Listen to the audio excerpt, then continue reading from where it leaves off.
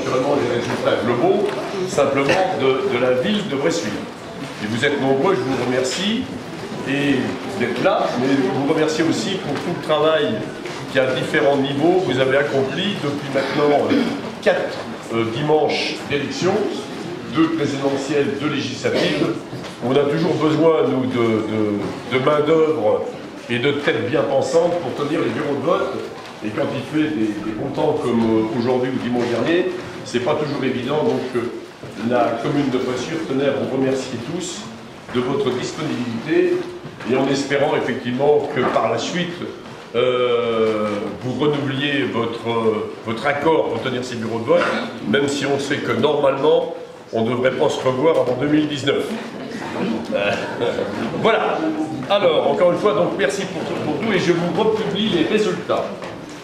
Donc, inscrits sur les 19 bureaux de vote de Bressuire, 13 776. Votants, 6 178, soit 44,85%. Il semble que ce soit légèrement supérieur à la moyenne nationale où ils annoncent plutôt 42.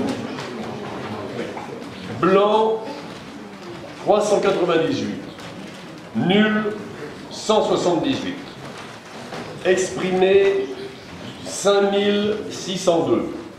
Soit 40,66% des inscrits ont obtenu Jean-Marie Fievé, 3500 voix, soit 62,83%, et Véronique Chaves-Gauthier, 2082, soit 37,17%. Je pense que...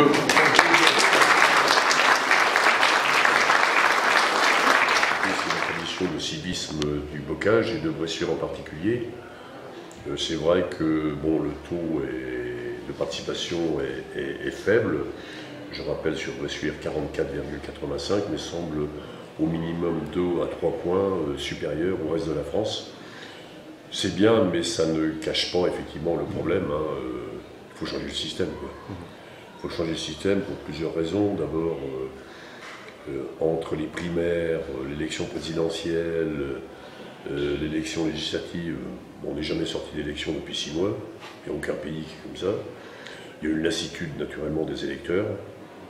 Et puis aujourd'hui, je crois même que le système en place, c'est-à-dire le vote pour une personne aux législatives, est-il d'actualité? Quand on sait la vague Macron, on constate en fait que énormément de candidats ne sont inconnus du public et donc de l'électeur. Donc pourquoi ne pas venir tout de suite à une certaine proportionnelle, alors soit en totalité, soit partiellement. Et ça repose effectivement la question du mode de vote en France, soit avec une partie de proportionnelle, voire une simultanéité d'élections entre les présidentielles et les législatives.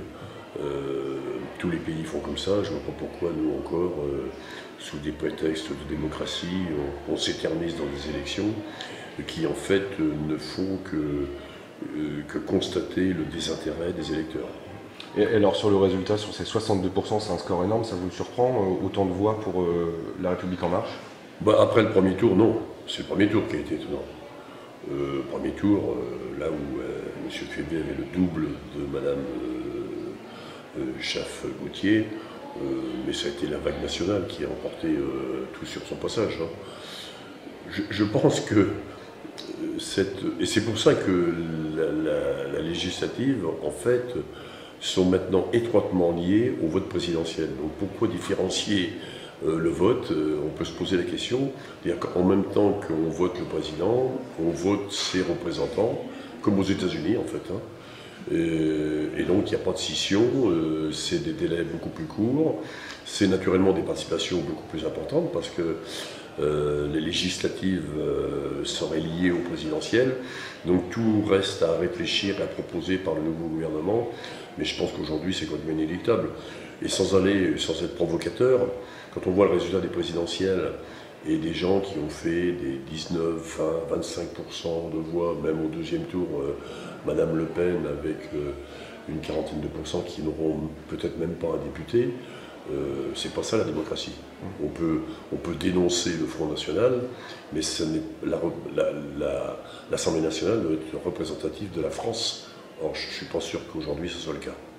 Une dernière question, puisque bon, je pense que maintenant on peut le dire, Jean-Marie Févé, ce sera le prochain député. Comment vous pensez travailler avec lui dans les mois, dans les années qui viennent? Est-ce que ça va être facile, étant donné qu'il est quand même assez nouveau en politique? Écoutez, je viens d'en parler avec lui, il est un petit peu... bon, lui aussi ça l'inquiète beaucoup, parce qu'il a effectivement tout à apprendre. Nous, comme pendant la campagne électorale, une candidate, je crois, de Niort avait dit mais moi je ne connais pas le milieu local, je ne suis pas élu pour défendre les intérêts locaux, je suis élu pour défendre les intérêts nationaux.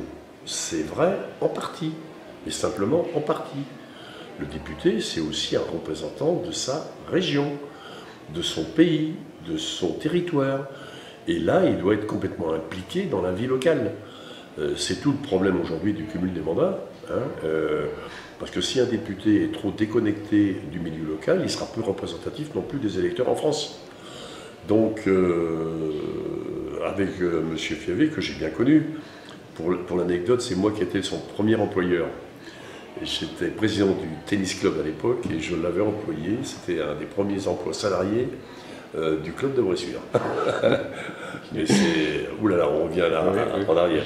Donc, il n'y a aucune raison que je ne m'entende pas avec lui. Mais c'est vrai que nous, on a besoin effectivement de quelqu'un pour taper à la bonne porte, pour faire suivre des dossiers. Il aura à coup sûr beaucoup de travail à faire. Et comme on se l'a dit tout à l'heure, je crois que le plus dur reste à faire maintenant. Une belle conclusion. Merci beaucoup. Voilà.